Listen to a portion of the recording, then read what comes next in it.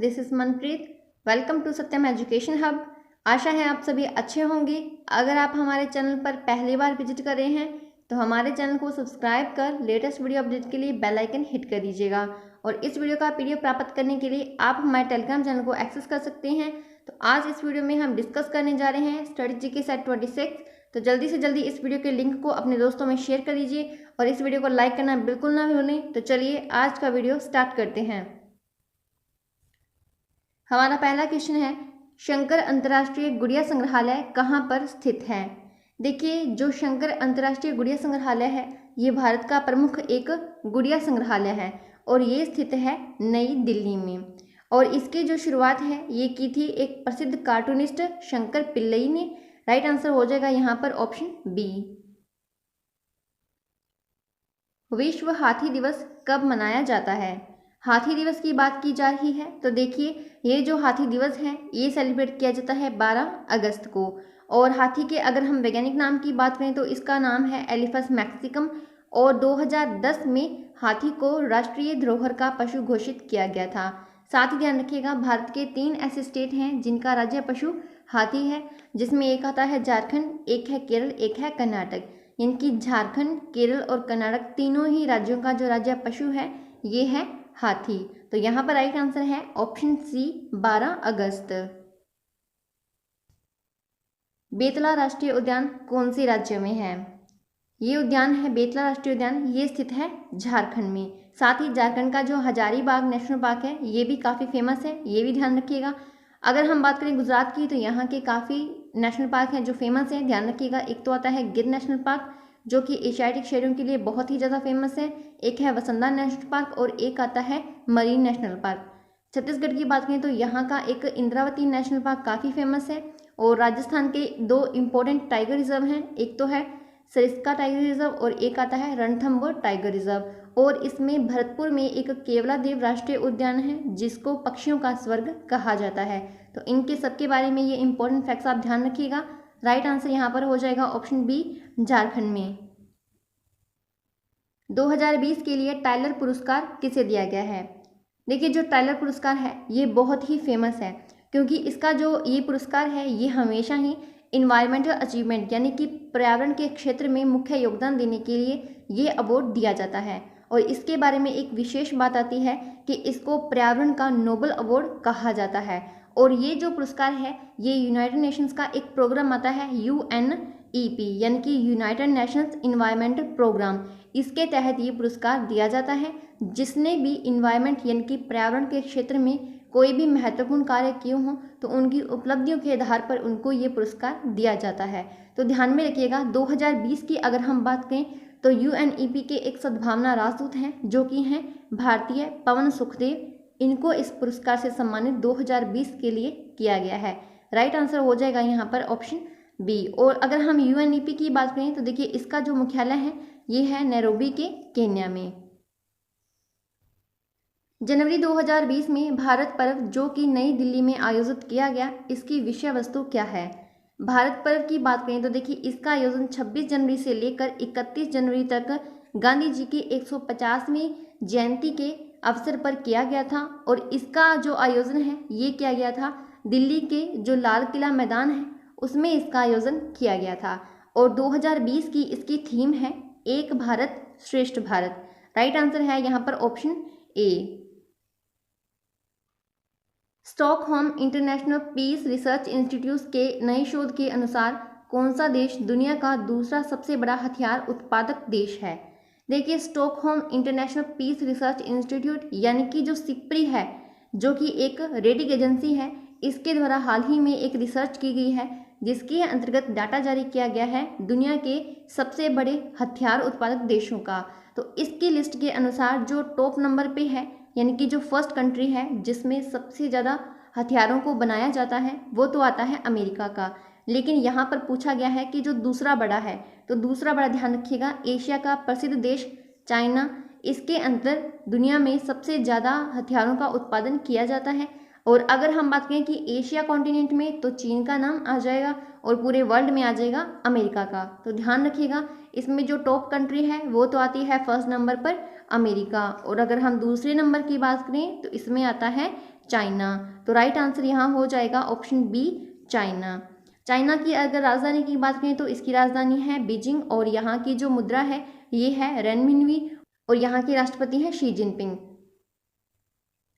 सुस्पष्ट दृष्टि की न्यूनतम दूरी क्या है? सुस्पष्ट दूरी यानी कि हमें आसानी से कितनी दूरी तक दिखाई दे जा सकता है, इसकी न्यूनतम दूरी यानी कि न्यूनतम लिमिट कितनी है। तो देखिए हमने पढ़ा हुआ है कि जो 25 सेंटीमीटर है इस दूरी को हम आराम से देख सकते हैं निम्नतम की अगर हम बात करें तो, लेकिन यहाँ पर हमारे पास 25 सेंटीमीटर तो है नहीं।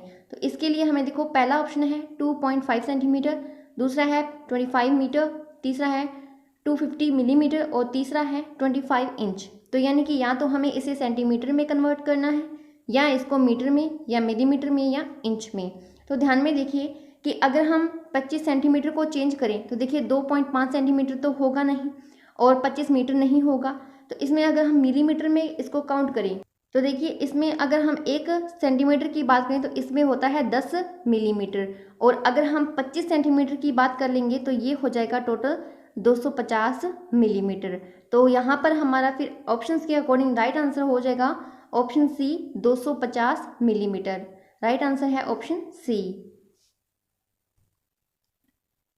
2020 में वैश्विक प्रतिभा प्रतिस्पर्धा सूचकांक में भारत की रैंकिंग क्या है? देखिए हाल ही 2020 में काफ़ी सारे इंडेक्स जारी किए गए हैं जिसमें से एक नंबर पूछा जा रहा है कि जो वैश्विक प्रतिभा प्रतिस्पर्धा सूचकांक है इसमें भारत की रैंकिंग क्या है। तो देखिए वर्तमान में अगर हम वैश्विक प्रतिभा प्रतिस्पर्धा सूचकांक में टॉप कंट्री की बात करें तो इसमें आता है स्विट्जरलैंड का नेम और दूसरे नंबर पर आता है अमेरिका और तीसरे नंबर पर आता है सिंगापुर। लेकिन अगर हम बात करें कि जो भारत है इसकी रैंकिंग इसमें क्या है तो ध्यान में रखिएगा 2020 के लिए भारत की रैंकिंग आई है 72। राइट आंसर है ऑप्शन सी। कौन सा अनुच्छेद संसद में लोकसभा के अध्यक्ष और उपाध्यक्ष के बारे में बताता है? देखिए लोकसभा के जो स्पीकर हैं और इसके जो उपाध्यक्ष हैं इसके बारे में अनुच्छेद का पूछा गया है तो इसका अनुच्छेद है 93। राइट आंसर है ऑप्शन सी। और जो अनुच्छेद 94 है इसके अंदर लोकसभा के अध्यक्ष और उपाध्यक्ष की पदरिक्ति के बारे में बताया गया है। तो राइट आंसर यहाँ हो जाएगा ऑप्शन सी। अगर हम बात करें कि लोकसभा का जो अध्यक्ष है इसको इसके पद की शपथ कौन दिलाता है तो ध्यान रखिएगा लोकसभा का जो स्पीकर है इसको कभी भी इसके पद की शपथ नहीं दिलाई जाती क्योंकि ये इससे पहले ही यानी कि लोकसभा अध्यक्ष बनने से पहले ही ये लोकसभा के सदस्य के रूप में शपथ ग्रहण करता है। तो ये फैक्ट बहुत ही इंपॉर्टेंट है, ध्यान में रखिएगा। और इनके बारे में एक और इम्पॉर्टेंट फैक्ट है कि जब अनुच्छेद 108 के अंतर्गत राष्ट्रपति दोनों सदनों की यानी कि लोकसभा और राज्यसभा इन दोनों की संयुक्त बैठक को बुलाता है तब उसकी अध्यक्षता लोकसभा के अध्यक्ष के द्वारा ही की जाती है। और जो धन विधेयक होता है कोई भी विधेयक है वो धन विधेयक है या नहीं इसका निर्णय भी लोकसभा के अध्यक्ष के द्वारा किया जाता है। लोकसभा में विपक्षी पार्टी होने के लिए आवश्यक न्यूनतम सीटें कितनी होनी चाहिए? सबसे पहले इस क्वेश्चन में आपसे माफ़ी मांगती हूँ कि यहाँ पर जो ऑप्शंस हैं ये गलत पुट किए गए हैं। आपको यहाँ पर मैं आंसर बता दूंगी, इसकी एक्सप्लेनेशन भी अच्छे से कर दूंगी, तो प्लीज़ आप इसे नोटबुक में नोट डाउन कर लीजिएगा। देखिए जब भी लोकसभा में विपक्षी पार्टी किसी को बनना होता है तो ध्यान में रखिएगा कि जो लोकसभा में वर्तमान में कुल सीटें हैं ये हैं 545 और जब भी कोई भी पार्टी विपक्षी पार्टी बनना चाहती है तो इसे लोकसभा में कुल सीटों का मात्र 10% प्राप्त होना चाहिए। और अगर हम 545 सीटों का 10% निकालें तो अप्रोक्स आएगा 44.5। तो देखिए 44.5 है तो हम इसको पूर्णांकों में लें तो आ जाएगी 55 सीटें। तो ये आप इसको अपनी नोटबुक में ज़रूर नोट डाउन कर लीजिएगा। Sorry for this question. सात पहाड़ी मंदिर कौन से राज्य में स्थित है? देखिए सात पहाड़ी मंदिर है ये स्थित है आंध्र प्रदेश में। राइट आंसर है ऑप्शन डी। और यहाँ का एक श्रीशैलम मंदिर है, साथ ही जो लेपाक्षी मंदिर है ये भी आंध्र प्रदेश में ही स्थित है। ये काफ़ी इंपॉर्टेंट मंदिर है तो इसके बारे में आप लोग ध्यान में रखिएगा। राइट आंसर है यहाँ पर ऑप्शन डी आंध्र प्रदेश। राजीव गांधी खेल रत्न पुरस्कार से पहले प्राप्तकर्ता कौन थे? देखिए जो राजीव गांधी खेल रत्न पुरस्कार है ये जो हमारे देश के प्रधानमंत्री रहे थे 1984 से लेकर 1989 तक राजीव गांधी जी इनके नाम पर ही इस खेल का नाम रखा गया है। और देखिए ये जो अवार्ड है ये भारत का सबसे बड़ा खेल अवार्ड है और इसकी शुरुआत की गई थी 1991-92 के समय में। और ध्यान में रखिएगा कि इसका जो रत्न है इसके अंतर्गत एक पदक और 7.5 लाख रुपए की राशि दी जाती है। और 2019 की अगर हम बात करें तो 2019 में ये 2 खिलाड़ियों को दिया गया है, एक है दीपा मलिक और एक है बजरंग पूनिया। और ये रत्न जो अवार्ड है ये दिया जाता है खेल और युवा मंत्रालय के द्वारा। और अगर हम इसके पहले प्राप्तकर्ता की बात करें तो देखिए भारत के प्रसिद्ध शतरंज के ग्रैंड मास्टर विश्वनाथन आनंद को ये अवार्ड दिया गया था। राइट आंसर है ऑप्शन डी। एशिया का नोबेल अवार्ड कौन से पुरस्कार को कहा जाता है?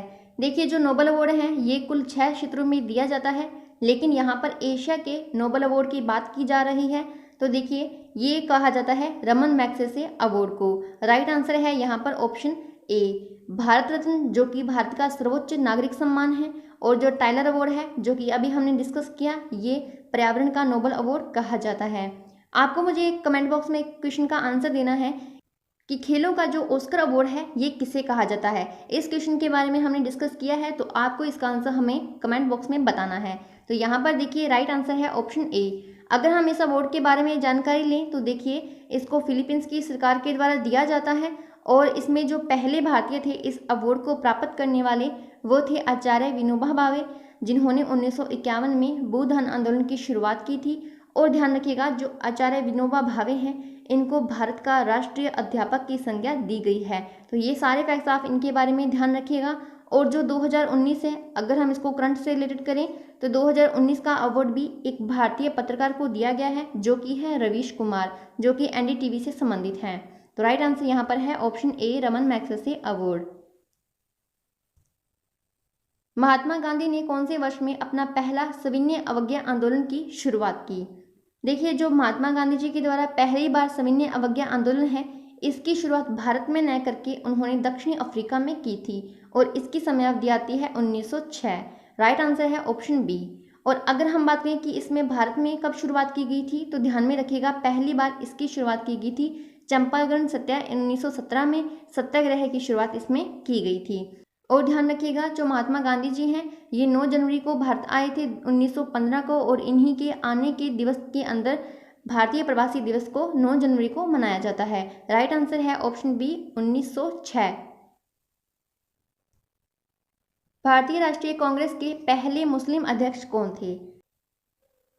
बात की जा रही है भारत के राष्ट्रीय कांग्रेस यानी कि कांग्रेस पार्टी की। तो देखिए ये बहुत ही पुरानी पार्टी है और इसकी स्थापना की गई थी 28 दिसंबर 1885 को। और इस समय जो भारत के गवर्नर जनरल थे यानी कि इस समय तो भारत के वायसराय थे, तो ध्यान रखिएगा जो लॉर्ड डफरिन है वो इस समय भारत के वायसराय थे, उन्हीं के कार्यकाल में इसकी स्थापना की गई थी। और इसके जो संस्थापक हैं वो कहलाते हैं ऑक्टेवियन ओह्यूम और इसके जो पहले अध्यक्ष हैं वो तो थे व्योमेश चंद्र बनर्जी। लेकिन यहाँ पर पूछा गया है कि जो पहले मुस्लिम अध्यक्ष थे ये कौन थे? तो ध्यान रखिएगा इसके तीसरे अधिवेशन में बदरुद्दीन तैयब जी हैं, इन्होंने अध्यक्षता की थी जो कि इसके पहले मुस्लिम अध्यक्ष थे। और अगर हम इसके पहले अंग्रेज अध्यक्ष की बात करें तो वो थे जॉर्ज यूले, वो बने थे इसके चौथे जो अधिवेशन हुआ था इसमें इसके अध्यक्ष बने थे। और आप मुझे कमेंट बॉक्स में ये बताइए कि जो भारतीय राष्ट्रीय कांग्रेस है इसके पहले पारसी अध्यक्ष कौन थे? यहाँ राइट आंसर है ऑप्शन डी बदरुद्दीन तैयब जी। लॉर्ड कर्जन के समय में निम्न में से कौन सा कार्य नहीं हुआ? लॉर्ड कर्जन जो कि भारत के वायसराय रहे हैं और इनका कार्यकाल रहा है 1898 से लेकर 1905 तक का। देखिए इनके समय में काफ़ी इम्पोर्टेंट कार्य हुए थे। अगर हम ऑप्शंस को डिस्कस करें तो देखिए पहला ऑप्शन है कि इसमें बंगाल का विभाजन की घोषणा हुई थी, तो देखिए बिल्कुल सही है, ये घोषणा की गई थी 1905 को। और भारतीय लोक सेवा मंडल का गठन किया गया, तो ये कथन भी बिल्कुल सही है। अकाल आयोग का गठन किया गया, तो देखिए ये कथन भी बिल्कुल सही है। लेकिन जो हंटर आयोग का गठन है ये इनके कार्यकाल में नहीं किया गया। इसका जो गठन है ये किया गया था 1882 में लॉर्ड रिपन के समय में इनका गठन किया गया था हंटर की अध्यक्षता में। और इसका जो गठन है ये किया गया था प्राथमिक शिक्षा के संबंध में। तो राइट आंसर यहाँ पर है ऑप्शन डी, क्योंकि यहाँ पूछा गया है कि इनके समय में कौन सा कार्य नहीं हुआ। पन्ना नेशनल पार्क कौन सी नदी के तट पर स्थित है? देखिए पन्ना नेशनल पार्क है ये स्थित है एमपी में, और एमपी को टाइगर स्टेट कहा जाता है। और ये जो नेशनल पार्क है ये स्थित है केन नदी पर, काफ़ी इंपॉर्टेंट है, ध्यान में रखिएगा। यहाँ पर राइट आंसर है ऑप्शन बी, केन नदी। भारत का सबसे बड़ा केंद्र शासित प्रदेश कौन सा है? देखिए केंद्र शासित प्रदेश की बात की जा रही है, यानी कि यूनियन टेरिटरीज। तो देखिए हाल ही में 2019 में 31 अक्टूबर को एक नया फैसला लागू किया गया था, जिसके अंतर्गत जम्मू और कश्मीर है इसका विभाजन करके जम्मू कश्मीर और एक लद्दाख, इन दोनों को दो अलग अलग केंद्र शासित प्रदेश बनाया गया है। और अगर हम बात करें कि वर्तमान में इसकी स्थिति में भारत में सबसे बड़ा केंद्र शासित प्रदेश कौन सा है, तो देखिए वर्तमान में है लद्दाख। क्योंकि देखिए पहले तो था ये अंडमान और निकोबार द्वीप समूह, लेकिन वर्तमान में लद्दाख कर दिया गया है, क्योंकि इसका जो क्षेत्रफल है ये है कुल 59,146 वर्ग किलोमीटर, जो कि अंडमान निकोबार से काफ़ी अधिक है। क्योंकि जो अंडमान निकोबार है इसका जो मात्र इसका एरिया है ये है 8,250 वर्ग किलोमीटर, जो कि इससे काफ़ी अधिक है। अब हम इसकी थोड़ी मैप में लोकेशन देख लेते हैं। यहाँ राइट आंसर हो जाएगा ऑप्शन डी, लद्दाख। देखिए ये जो लोकेशन है ये मैप आता है जम्मू कश्मीर और लद्दाख का। इसमें दो यूनियन टेरिटरीज हैं, एक तो येलो वाली और एक ये लाइट ब्लू वाली। देखिए ये जो येलो वाली है ये तो आती है जम्मू कश्मीर का, और ये जो हिस्सा है ये आता है लद्दाख का। देखिए अगर हम जम्मू कश्मीर में बात करें तो इसमें तो काफ़ी सारे ज़िले आते हैं, लेकिन ध्यान रखिएगा लद्दाख में केवल दो ही ज़िले आते हैं, एक है लेह और एक है कारगिल। और ध्यान रखिएगा जो लद्दाख है इसकी राजधानी है लेह। पश्चिमी घाट का सबसे ऊंचा शिखर कौन सा है? देखिए पश्चिमी घाट की बात करें तो इस प्रकार से आता है प्रायद्वीपीय भारत, और इसके अंतर्गत ये वाला हिस्सा आता है पश्चिमी घाट और ये वाला हिस्सा आता है पूर्वी घाट, और ये जहाँ दोनों मिलती हैं ये कहलाती हैं नीलगिरी पर्वत। और देखिए अगर हम इसके सबसे ऊंचे पर्वत की बात करें तो इसका नाम आता है अनायमुदी, जो कि स्थित है केरला में। राइट आंसर हो जाएगा ऑप्शन बी। और अगर हम बात करें अनायमुदी की तो देखिए ये प्रायद्वीप भारत की सबसे ऊंची चोटी है, और दूसरे नंबर पर आती है जो अभी हमने नीलगिरी पर्वत की डिस्कस की थी, इसकी जो चोटी है डोडा बेटा, ये आती है प्रायद्वीपीय भारत की दूसरी सबसे ऊंची चोटी। राइट आंसर यहाँ पर है ऑप्शन बी, अनायमुदी। नेत्राणी द्वीप कौन से राज्य में स्थित है? देखिए जो नेत्राणी द्वीप है ये एक प्रकार का कोरल द्वीप है, यानी कि इस द्वीप का निर्माण मूंगे के द्वारा किया गया है, और ये द्वीप कर्नाटक में स्थित है। राइट आंसर है यहाँ ऑप्शन बी। और असम की बात करें यहाँ का भी एक फेमस द्वीप आता है, ध्यान रखिएगा, जिसका नाम है उमानंद द्वीप, क्योंकि ये जो द्वीप है इसको पिकॉक आइलैंड भी कहा जाता है। सहस्त्रधारा जलप्रपात कौन सी राज्य में है? ये जलप्रपात है ये उत्तराखंड के देहरादून में स्थित है। राइट आंसर है ऑप्शन ए। और देहरादून की बात करें तो इसमें ओएनजीसी का मुख्यालय भी स्थित है, साथ ही वन अनुसंधान संस्थान भी है, इसका मुख्यालय भी यहाँ पर है। भारत का सबसे ठंडा स्थान कौन सा है? देखिए ऑप्शन में है आपके पास लेह, किलांग, तवांग और द्रास। देखिए लद्दाख में स्थित है एक स्थान द्रास, जो कि भारत का सबसे ठंडा स्थान है, और जो द्रास है ये दुनिया में भी दूसरे नंबर पर स्थान में आता है सबसे ठंडे स्थान के तौर पर। और जो द्रास है इसको गेटवे ऑफ लद्दाख भी कहा जाता है। राइट आंसर है ऑप्शन डी, द्रास। भारत में सोना सबसे ज़्यादा कौन से राज्य में है? सोना देखिए गोल्ड की बात की जा रही है, और इसका जो परमाणु क्रमांक है ये है 47, और इसका जो यहाँ पर ये सबसे ज़्यादा पाया जाता है ये आता है कर्नाटका में। कर्नाटका की दो प्रमुख सोने की खदानें हैं, एक तो आती है कोरल खदान और एक आती है हट्टी। ये दोनों ही खदानों में सबसे ज़्यादा मात्रा में सोना पाया जाता है। और ध्यान में रखिएगा जो कोरल खदान है ये दुनिया की सबसे गहरी खदान भी है। तो राइट आंसर यहाँ है ऑप्शन बी, कर्नाटका। स्टिप्पल चेन शब्द कौन से खेल से जुड़ा है? ध्यान रखिएगा जो खेलों से संबंधित शब्दावली है ये बहुत बार पूछी जाती हैं, तो स्टिप्पल चेन जो शब्द है ये संबंधित है गुड़दौड़ से। राइट आंसर है ऑप्शन डी, गुड़दौड़। एंथ्रिक्स की स्थापना कब की गई थी? एंथ्रिक्स ये एक प्रकार की इसरो की एजेंसी है, और ये इसरो की एक वाणिज्यिक संस्था है। इसका जो लोगो है ये इस प्रकार का है, और देखिए इसकी जो स्थापना है ये की गई थी 1992 में। राइट आंसर है ऑप्शन बी। ध्यान रखिएगा जो अंतरिक्ष एक प्रकार की वाणिज्यिक संस्था है इसके बारे में पूछा गया है, तो ये बात आप ध्यान में रखिएगा। राइट आंसर है ऑप्शन बी। कल आपसे प्रश्न किया गया था, आपको बताना था कि जो न्योकुम त्योहार है ये कौन से राज्य का प्रसिद्ध है। आपके पास ऑप्शन थे असम और नागालैंड और अरुणाचल प्रदेश। तो देखिए न्योकुम त्योहार प्रसिद्ध है अरुणाचल प्रदेश का। राइट आंसर है ऑप्शन सी। आज के लिए आपके लिए प्रश्न है, आपको बताना है कि जो प्राकृतिक मोती है इसमें 80% से ज़्यादा मात्रा किसकी होती है।